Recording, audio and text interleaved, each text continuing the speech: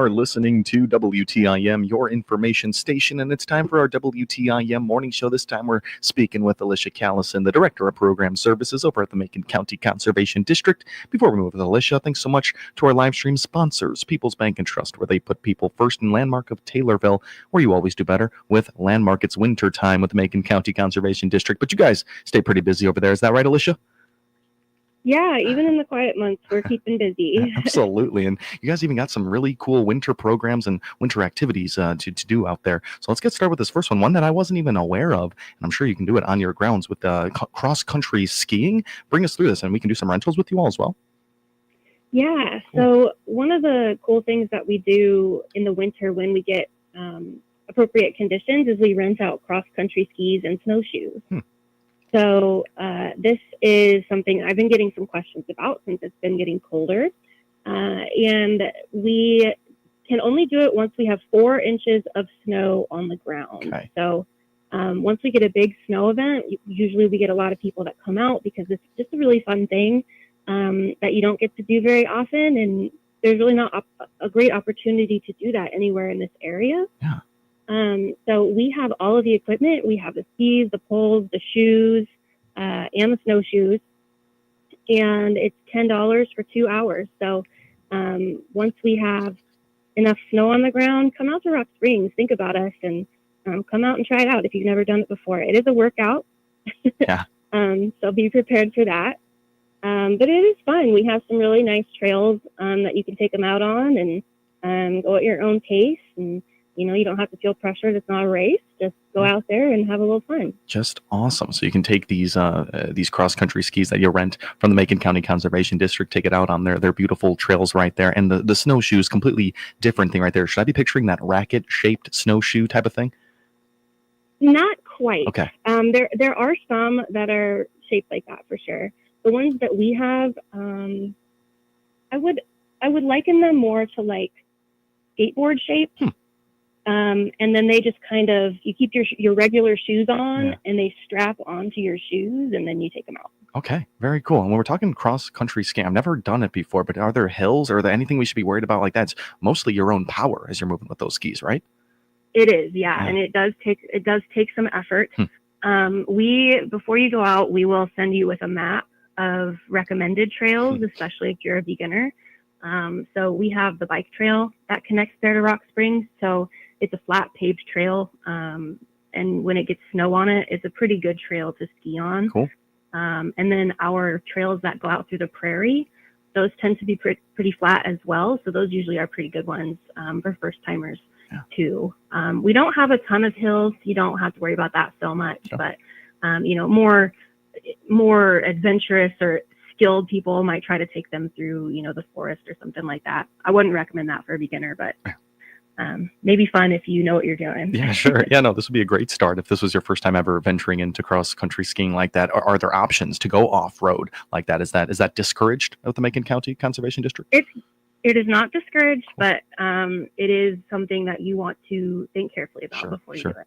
It's warned. You give a warning with something like that. So that's awesome. Alicia Callison on the line right now. She's the Director of Program Services over at the Macon County Conservation District. Aside from cross-country ski rental and snowshoes, that's all going to be really fun. What else? Any type of fun programs coming up soon for you guys?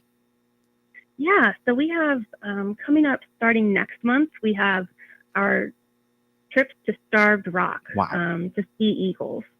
And so for folks that might be listening that maybe have never been to Starved Rock, it's about 2 hours north, and it's just a really cool natural area that has lots of cliffs and bluffs, and a river runs through it. And eagles are a type of bird that feeds primarily on fish. And so what happens is you'll have, we have eagles here in Macon County. We have them all around central Illinois, but a lot of our bodies of water freeze over. And so it gets hard for them to locate food. So some of them will move short distances. I wouldn't say it's quite a migration, but they'll move short distances in search of food. And so they'll go to the Starved Rock area, and every now and then you'll get larger aggregations of eagles there at the Lock and Dam next to Starved Rock, and they're all kind of hunting for fish, and it's pretty cool to get there and see eagles. Like I said, we have them in Macon County, but it's still not something that you see every day. Right. So it is still a really cool experience to even see one. Yeah, absolutely. And I'm pretty familiar with Starved Rock. I was going there growing up as a kid there, and even if you don't see any eagles, I think it's going to be worth it just to see the beautiful trails and the waterfalls and the cliffs over at Starved Rock. Can you speak to those? Just the scenery over there. Yeah, it's gorgeous. It's truly a beautiful place. And during the winter, it can be a little bit hazardous because it can be icy on some of those trails. So that would be something that you want to be cognizant of if you plan to go out on the trails while we're there. But yes, absolutely beautiful. We will spend time at the Visitor Center at Starved Rock, checking out the exhibit in there and then walking by the river. And then we'll head across the river to the Lock and Dam Museum and get a different perspective there as well. Just awesome. These Eagle trips taking place in January. Do you only do these Eagle trips in January? Do these reappear sometime else during the year? No, this is it. We do it. So we've got 3 dates, January 18th, 25th, and then February 1st. Cool. They're all Saturdays. And we do it during this time of year because this is the best opportunity to see multiple eagles at once. Yeah. Awesome. I keep seeing videos of these eagles like latching feet and doing like a spiral. What is that called and why do they do that? So that is a courtship ritual. So that's something that eagles do as they're mating or trying to mate. And they might lock their claws and do that spiral like you were saying, and then they'll let go before they hit the ground. Whoa, okay. It's really, really cool to see. I had no idea why they were doing it, but that makes a lot of sense right there. Really cool. Yeah. Okay. These all 3 dates for these Eagle trips, maybe you'll even see some of that going down. Maybe it's not time of the season for that to happen, but registration, I'm sure, required for this kind of thing. Yes. Okay. We do require pre-registration. You can do that online on our website. It's maconcountyconservation.org. Cool. Again, those dates are January 18th, 25th, and February 1st. We meet at Rock Springs Nature Center at 9 a.m. And then we'll have you back by around 6. Perfect. And for cross-country ski rentals, snowshoes, we can find that at your website as well? Yep, there's information about that on our website as well. And then keep an eye on our social media. So our Facebook page, if we get conditions that are right for skiing and snowshoes, you'll see it there first. So it's a good way to stay informed. Great. Y'all are keeping your eyes to the skies as well. I'm sure a lot of people are waiting on that snowfall to do those types of activities. That is just awesome. A couple minutes left on this first segment. Have operations slowed at all for your construction at the indoor-outdoor classroom setup over there? How's that been going? Yeah, it's going well. We're still moving, but we have slowed. And that's just a product of the weather, right? Yeah. So we've got some concrete work outside. If you come see the Nature Center, that's where you're going to see evidence that this is happening. is right outside of the building. Cool. Our downstairs is closed off because it's an active construction site, but it is completely different. I mean, it looks totally unrecognizable. So We've got downstairs, we've got walls are up, dry walls going up. We've got one of the rooms is almost completely finished. Flooring just went in. So there are a lot of things happening that maybe you can't see. Yeah. But yes, so we are moving forward. Great. I keep calling it the indoor-outdoor classroom. Will it have a special name? Will it be named after somebody? Are you guys kicking around ideas for that? That's a good question. We've been just calling it the indoor-outdoor classroom too. I don't think we have any plans for it to be named after anyone. The funding from this came from a Department of Natural Resources grant. Cool. Yeah. So I think for now it's just indoor-outdoor classroom. Maybe that'll change. I don't know. All righty, cool. I will continue calling it that. Then that is just awesome. It's time for us to take a little break here. But we're speaking with Alicia Callison, Director of Program Services over with the Macon County Conservation District. Thanks so much to our live stream sponsors, People's Bank and Trust, where they put people first, and Landmark of Taylorville, where you always do better with Landmark. You can find us on Facebook at Taylorville Daily News and on YouTube at WTIM TV.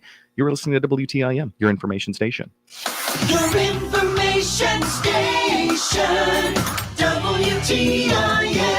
Follow the Taylorville Lady Tornadoes basketball team this season on 96.5thechill.com on air and streamed online. Hear all the Lady Tornado games home, away, and playoffs this season on 96.5thechill.com on air and online, sponsored by Blakely Heating, Cooling, and Plumbing, Taylorville Community Eye Care, Rural Rentals, and the senior citizens of Christian County, all in Taylorville. Taylorville Tornadoes are going to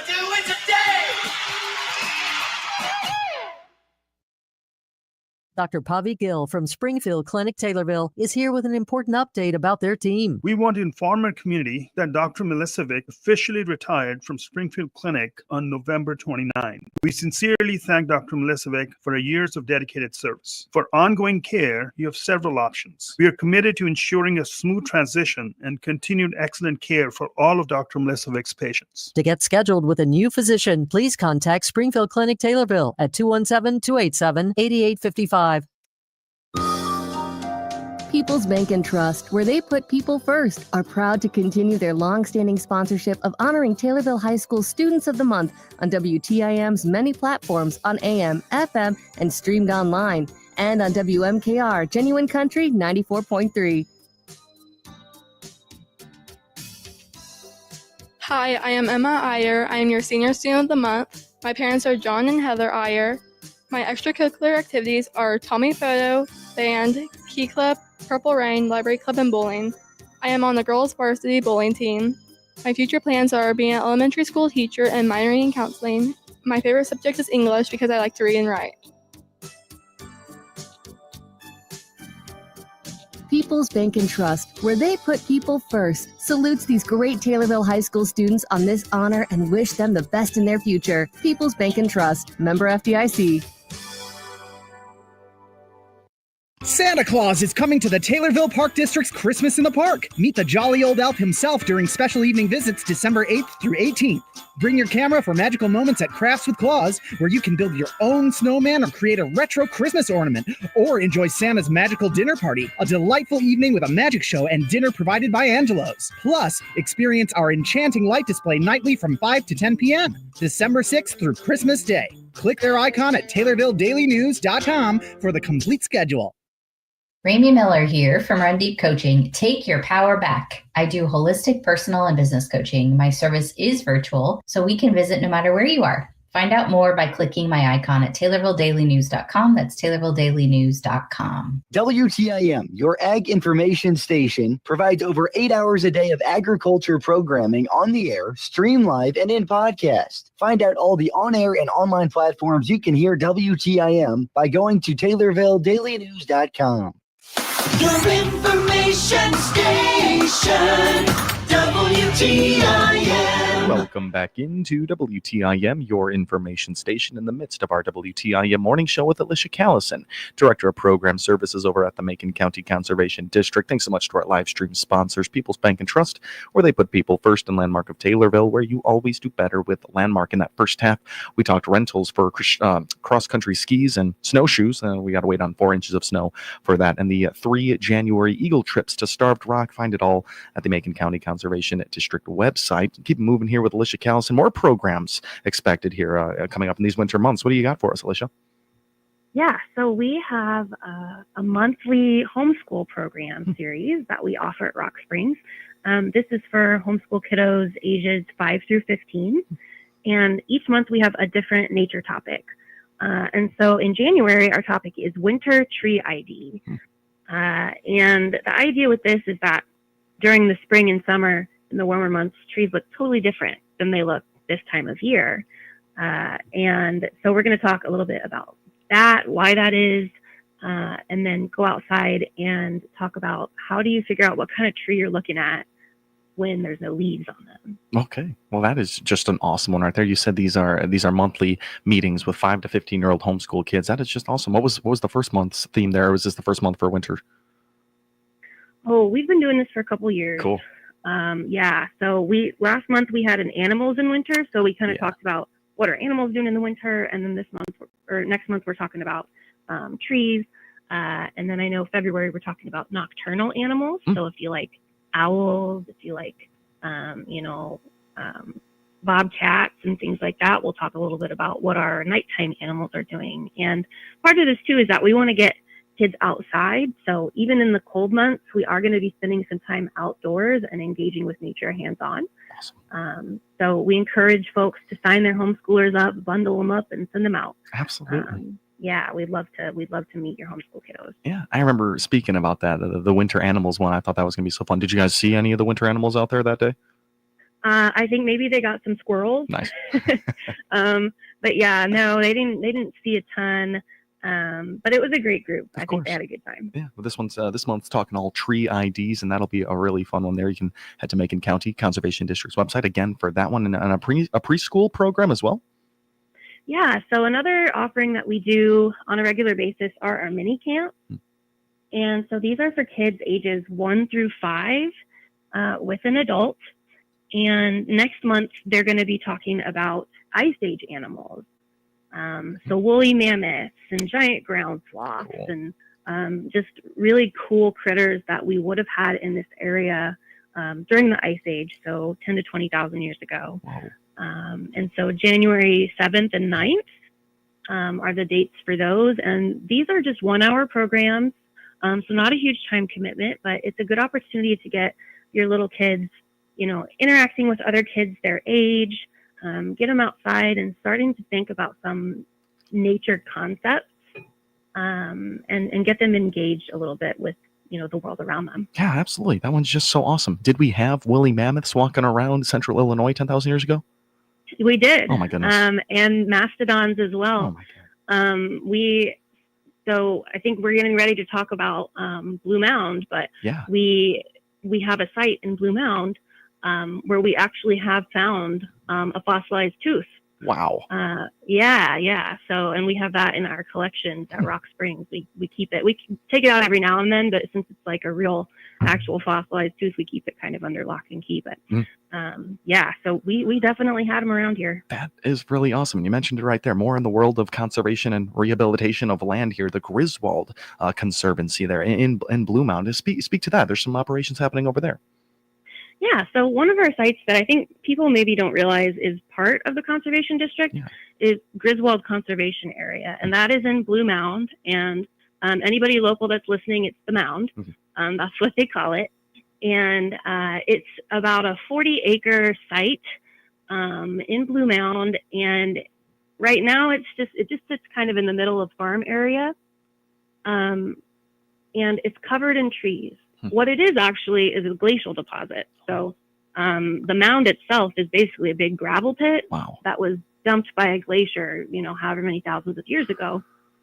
And we can look back at aerial photos from, 40, 60 years ago and see that the site has changed completely, from maybe what it should be and what it was. And so what we think this site really was, before people kind of moved in and changed it, was a hill prairie. And so a hill prairie is kind of just what it sounds like. It's a hill that has predominantly prairie species, grasses and forbs growing on it. And if you go to the mound today, you're not going to see that. Sure. What you see is a hill covered in trees and covered in, bushes and shrubs. And there's a lot of pines at that site, which aren't native. And so what we're doing down there right now, which if anyone is listening and has been there recently, you've probably seen the evidence of this, is we are taking out a lot of those species that shouldn't be there and turning it back into a hill prairie. Wow. So you will see a lot of tree removal, and sometimes people get kind of upset about that because, they think, well, you're supposed to be saving nature. Why are you getting rid of trees? And sometimes it's just because the trees are just in the wrong spot. That's not where they're supposed to be. That's not where they would have been before people came in and kind of disturbed the area. So we want to get nature back to what it's supposed to be, back to what it would have been before it was disturbed. And sometimes that means taking out trees and other species that don't belong there. Yeah. So that's what we're doing. I know that there's been a huge change there on one side of it just in the past couple of weeks. So go check that out. It's in Blue Mound. It's a neat little spot. You can walk to the top of the hill. There's a pavilion. There's a playground. It's a nice little spot. Sure. And thank you for working that in there. It's going to be really exciting to see what kind of things come out of that, the rehabilitation of that land there. Alicia, we're totally out of time here. Where can we send people for more information on all the stuff we talked about today? Check out our website, maconcountyconservation.org, or visit us on Facebook or Instagram at Macon County Conservation District. Perfect. Alicia, thank you so much for taking the time and being here with us today. Thank you so much for having me. Absolutely. Alicia Callison, Director of Program Services over at the Macon County Conservation District, right here on our WTIM Morning Show. Thanks for tuning in. Authorities in Ohio are investigating after the bodies of 3 women were found inside a Columbus home. Police say the